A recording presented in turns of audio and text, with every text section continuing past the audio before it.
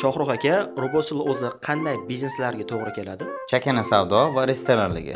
Chakana savdoda kiyim-kechak, parfyumeriya, oziq-ovqat, kosmetika va shunga o'xshash bizneslarga to'g'ri keladi. Qanday restoran yo'nalishlariga to'g'ri keladi? Fast food, dark kitchen, ya'ni o'zi uyida tayyorlab, yetkazib berish xizmatlarini yo'lga qo'ygan tadbirkorligi va premialniy restoranlar va oilaviy restoranlarga to'g'ri keladi. Chakana savdo bilan shug'ullanadigan tadbirkor qachon Robosulni o'rnatishi kerak? Juda zo'r savol bo'ldi.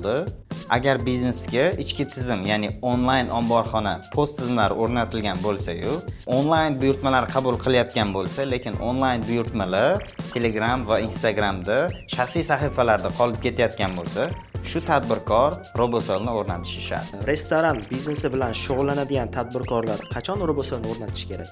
Restoran biznesi desa, bu juda oydin holat. Chunki hammamiz bilamiz, restoran sohasidagi liderlar bu narsani o'rnatganiga yillar bo'lib ketdi va mijozlar bot orqali buyurtma qilish madaniyati esa odatiy holga aylangan. Siz qaysi biznes turi bilan shug'ullanishingizni izohlarda yozib qoldirib keting va biz siz bilan bog'lanamiz.